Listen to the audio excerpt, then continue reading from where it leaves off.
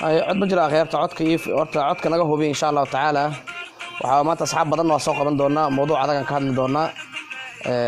cod ma jira sharmaarka waa salaamantahay sharmaarka waalaikum assalaam waraxmatullaahi waa salaamantiin dhamaantiin cod ma jira khayarta ila socoto maya maxay yaraysiina bismillaahir rahmaanir rahiim maanta waxa waaye waaba maalin exceptional ah waaye يا سلماك نحن ساكو سلامة يا عدك ورت مجرى خيرت عدك أوكي سمان ما شاء الله thank you إن شاء الله مركب وحكاد لي دونا برنامج بدنا كاد لي دونا لو موضوع واي لبض موضوع عن كاد لنا لبض موضوع عن كاد لي دونا إن شاء الله تعالى وحنا نقول دونان إن وحيابي ما أرتي إن inta siyaasadda uu ku jiray madaxweyne Shariif Xasan Sheekh Aadan waxyaabaha uu reer Koonfur Galbeed uu hore u baray hab dhaqanka siyaasadeed inay yeeshaan loo baahan yahay oo hore noo baray oo maanta maaragtay keentay sabab u noqotay in ay dowladda federaalka aysan ka dhigin Sheekh Mukhtaar Roobo Cambuulo Carab saaran aysan ka dhiganin ma fahanteen marka taasaan maaragtay waxyaabo badan aan ka hadli doonaa biidnillaahi tacaala marka waxaan yara sugeynaa inta ay asxaabta nooga soo wada xaroonayso marka إن شاء الله سعدي وكسوق من دونا إن شاء الله تعالى مركب وحياة بدن بإذن الله كهل دونا أو أن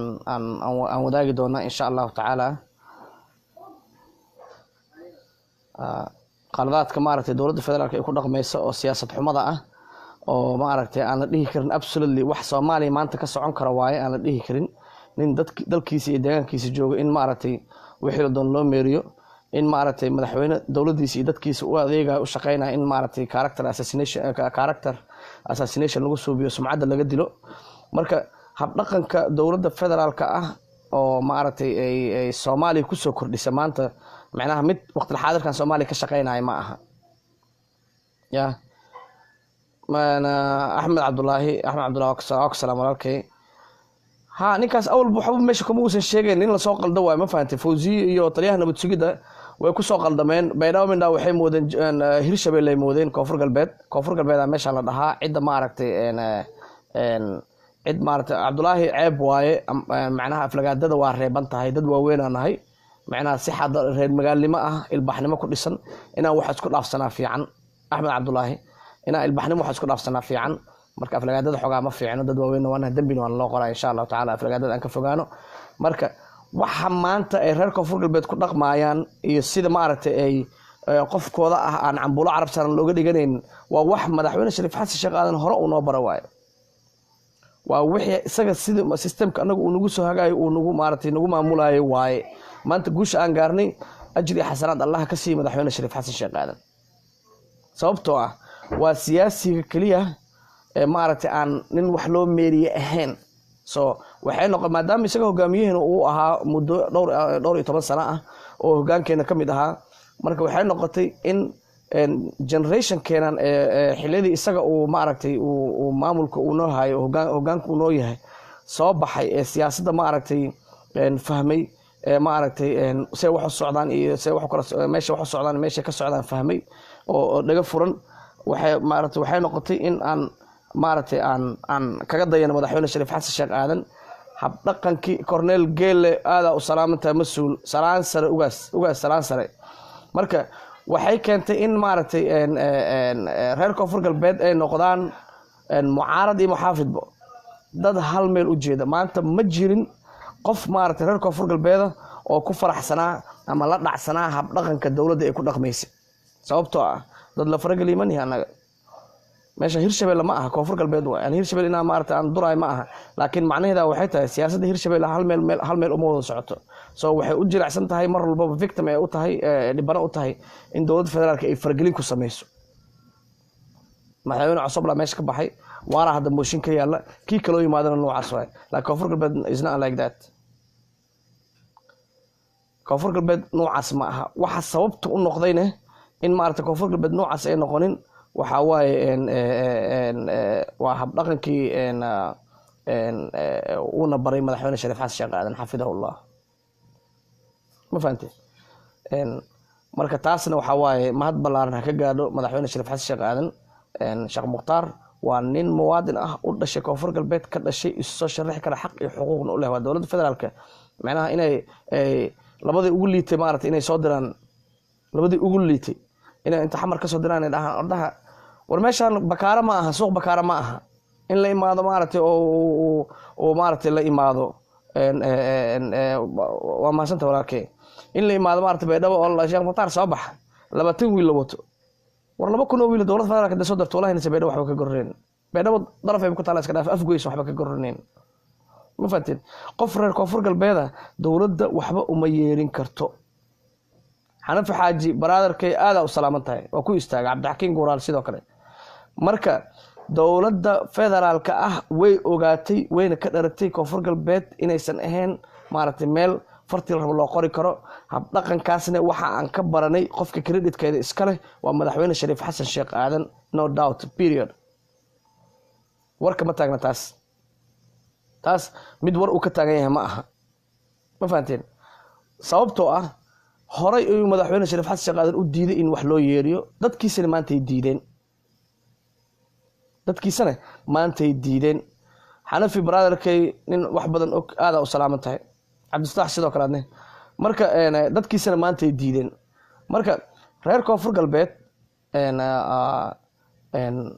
ma noqonayaan dad la kala qaybiyo ma noqonayaan dad maartay iyaga dhaxdooda wax isku qabsan karaan afkaar iyo aaraa isku khilaafi karaan siyaasadana ku dhisan siyaasadda maartay modernka ah oo ilbaxnimada leh waxay ku dhisan tahay right absolutely ha Cornel Geelle urkus meeshan wuxuu mooday mataqaana madaxtooyada iyo taliska nabad sugidda uu kala warqaadayo mooday war meeshan Koonfur Galbeed la dhahaa marka siyaasadda ilbaxnimada ku dhisan waxay tahay dadka in maartay obligation liskooda ay kala qaato waxyaabaha la isku eedeynayo waxyaabaha la isku hayo in la kala qaato la isku soo jeediyo la isku qabsado maartay la farruugo ma fahamtay wixii hadal si fiican la isku la farruugo madaxweyne Shariif Xasan qof kastoo muwaadin reer koonfur galbeed wuu ku qabsan karaa wixii isaga uu tabanayo wuu ku qabsan kariyaa annaga raggan kaloo sharax ani muxaafid ah dowladdan taageersanaani mar walba dowladnimada ani maaragtay xaggeedaan jiraa ma fahamtay shakhsiyaadka muhiim ah laakiin ani waxaan aan taageersanaha waxay tahay dowladnimada koonfur galbeed ma fahmaysan dowladnimada koonfur galbeed waaye dowladdan hadda ay joogto sababta aniga ugu dheganahan waxay tahay meel bay wax ka soo bilowday meel bay keentay ha ka sii wado jaanis ha la siiyo tan aniga aan qabo fikraddaas waaye fikradda aaminsanahay axmed awnuur buraale waa ku salaam brotherkay fikradda aniga aaminsanahay oo rag badan ay aaminsan yihiin taas waaye yaa xanafi nabad in nolol waxay moodeen saaxiibo meeshaan bakaare inay tahay ma fahantay yaa inay maaragtay hirshabelle u kala qaybiyaan hiiraan iyo shabeellada dhexe ee maaragtay isku dhex maaragtay isku shaqaaqaan ay rabaan inay naga dhigaan abti ma soconayso xanafi ma soconayso ma fahantay sababtoo madaxweynaha hiiraan uu ka imaadaa shabeellada dhexe loo isticmaalaa ma fahantay markii mooshin la rabo markii shabeellada dhexe ninka socda markii la rabane hiiraan loo isticmaalaa that's a bullshit about divide and rule waaye taasna ma qaadanayno annaka taas maaragtay ma qaadanayno mid maaragtay aan qaadanayna haba yaraatee ma aha waa ku diidnay dowladda waxaan rabnaa annaga weliba inaan ka badbaadino maaragtay munaafaqada ee ku wada hirshabelle inaan ka badbaadino aan rabnaa xanafi taas inaan iska kaashano waaye ma fahmaysaa marka divide and rule waxba kama soconayaan meeshaan waxaa kaaga daran war dowladda ha isticmaasho ragga waxgalka ah sheekh aadan madow baa joogo ma fahanteen xildhibaanad aaminaa joogta ma fahanteen xildhibaano badan oo waxaa joogaan oo sharaf iyo sumcad ku dhex leh koonfur galbeed ya ma dadkaas loo soo diro markii taliyaha nabad sugidda oo yesman unu yahay la ogyahay ay soo dirayaan ma fawziye oo maaragtay oo burburin u taagan mar walba munaafaqad u taagan markay soo dirayaan may soo diraan dadkii oo maaragtay oo koonfur galbeed waxgalka ka ahaa mideeda kale maangaabnimada intaas leegaan la yaabanahay hala baxo nin gurigiisa jooga ha laga soo kaxeeyo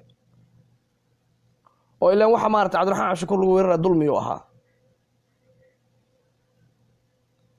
laakiin meeshaan koonfur galbeed la dhahaa siyaasadda noocaas kama socoto waxaa sal iyo aabana u ah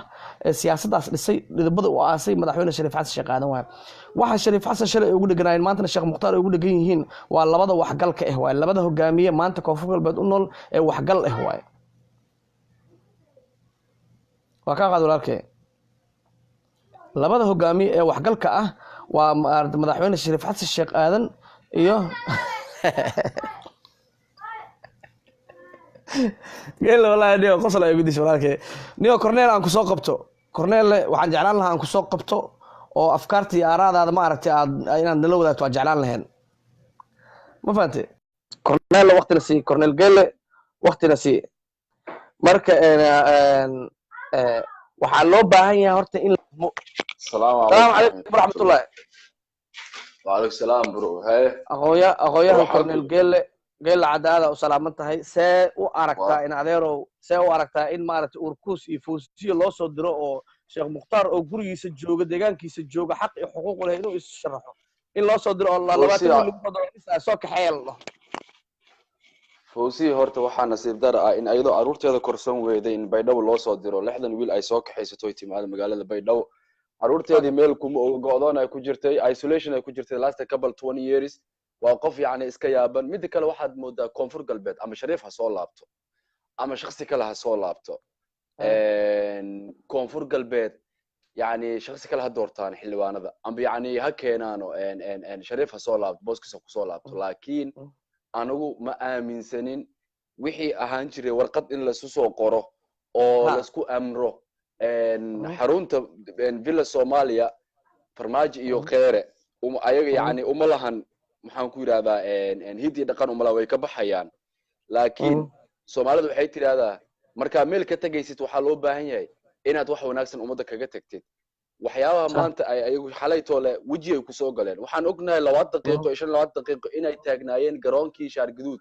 in ayaga la isugu keenay ay meesha isba wadada loo dhigtay loo xirtay kadib ay yiraahdeen anaga uma imaan meeshan inaan ninkan anaga aan abaaburis ku sameeyno aan anaga dhibaateen laakiin waxaan u imaanayna wada hadalan anagu soo galnay laba diyaaradood ku yimaadeen marka warqad xamar loogu soo dhiibay fawsiya maxay ka qaadi kartaa magaalada baydhabo waxa joogo intii umad oo digli mirif iyo dadka u degan dadka reer koonfur galbeed guud ahaan ayaa baydhabo jooga oo ku sugan markay yimaadeen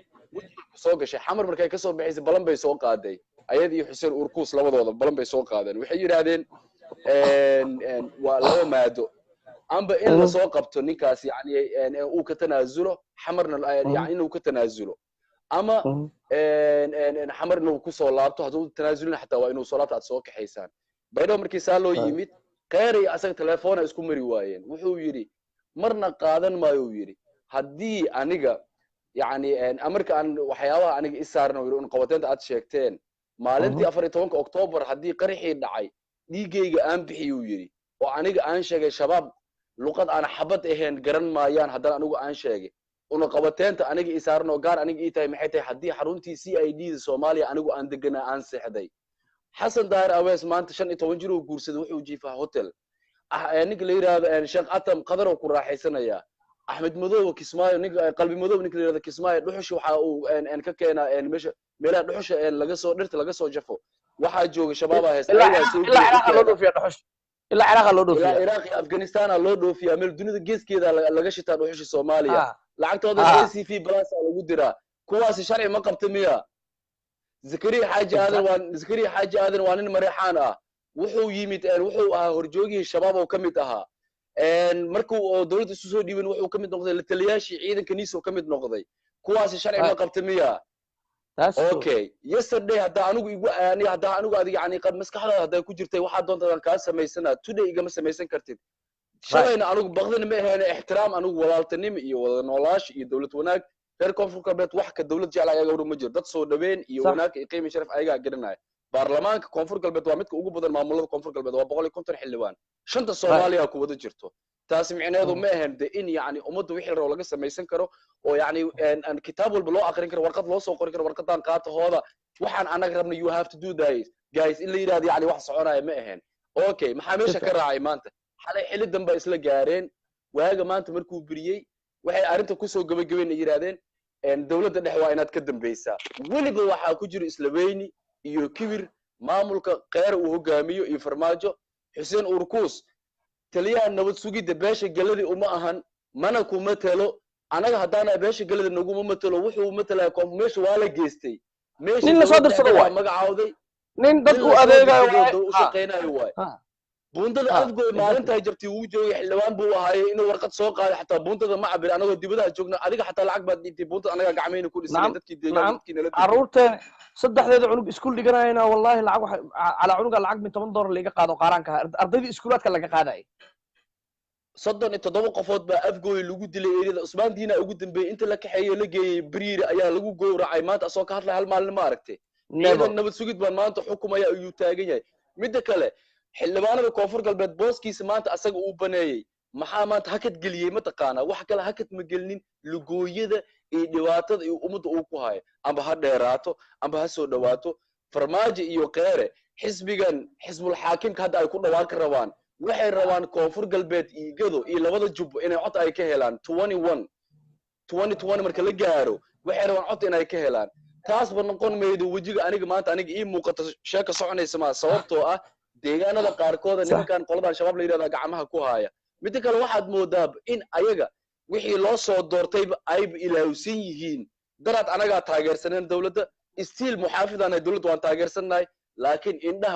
indhaheygii wixii ayaga ay ku qancayaan adigana ku dhiwaayo ku dhaqaaq ka qaadan mayna taasi dawladda ee Soomaaliya okay aan Xuseen Urkuus Xuseen Urkuus aan soo hal kalmad baa Xuseen Urkuusna uu sheegay taageerayaashiisa ku daawanayaan haday qadka ku jiraan hadii kaleba waxaan u sheegayaa Xuseen Urkuusow hadii xildhibaanimada booskeeda adiga aad banaysay oo maanta walaalkaagin aad meesha u soo sharaxday inuu asaga qaato kursiga tolweyni iyo Abdaal ha ka dhaxay markii la yiraahdo caam ahaan galadi waa ma diidani laakiin maanta markii anigana waxaan fadhinaa xarunta xawar qadiijaan fadhiisanaa godka jilcow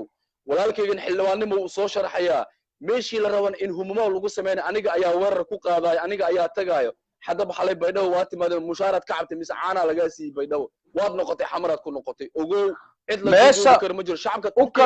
shacabka Turkiga waxay koobi kareen shacabka baydhabo taangi beeba hor fariisteen habeenkii Ortegaan asiga yani ku atam habeenkii lagu sameeyay ان افغانبيغ ميليتريغ oo fashil maay shacabka turkiga waxay hor fadhiisteen taangii koobigii baydhabo dad noloshan yaqaan geeridan yaqaan joogo ha ogaado intaas right waxaan ku sii daraa waa adaa war u dhameeyay xuseen wuxuu ilaawsan yahay meesha wax lagu doranayo waa koonfur galbeedna federaalka sheekadiisa iyo munaafaqadiisa iyo musuqmaasuqa federaalka kama socdo taasuu ilaawsan yahay horta maanta anaga shariif xasan sheekh aadan anaga maanta ma taagnin wax ma qaban shariif xasan maanta asagoo madaxtooy baydhabo ka dhisay ayuu baraadan xaqxaqeen oo maanta ka wadaan yani olole kale daraada ugu dambeysay xasan eelay ciidamadiisa booliska baydhabo daraaway tageen qof wax ma qaban anaga kuma haysano laguma haysto waa muwaadin koonfur galbeed u dhashay oo Soomaaliya ka soo jeedo wuxuu qabtay hadii biri calafkiisa uu soo laabtan meesha ka sii wado lama diidan laakiin waxaan diidanahay muqaddas noo ah dawladnimada koonfur galbeed ah muqaddas oo shakhsiyaad muhiim ah koonfur galbeed ayaa muqaddas noo ah dariiq walba ha ku timaado cid walba ha timaado ninkii maanta walaalkaaga intaas uu qabtay calafkaaga ma noqday meesha ka sii wad ma soo noqon shariif baa salaad Soomaaliya meeshii qabeedu ku aad si dhameystiro laakiin Xuseen oo ku soo noqon mar dambe yaana lagu soo adeegsanin anigu ma rabi qabiil iyo adduunka inaan ka hadlo waan ogahay qeyr seedigiisa inuu yahay oo maanta anaga aan ka warhayno hadii adiga aad maanta u soo dirsanaysid yani shariif baa seedigaaga shariif lafta garan farmaajo tu yahay waa lagu soo wadaa yaa la soo wadaa lafta garan lafta garan farmaajo abtuwa magacan lafta garan la yiraahdo Mongolia laga isticmaali jiray meel laga keen arigu ma aqaani dhigeyso waxaan ku yiri lafta garan hala keeno am cid kale ha timaade urkuuso xamar buu ku laabtay hadeertan gele for example tusaale ahaan aniga maanta madaxweyne shariif xasan sheekh aadan inuu soo laabtaan taageersanahay asxaab badan rag badan aad isugu dhowna shariif baashu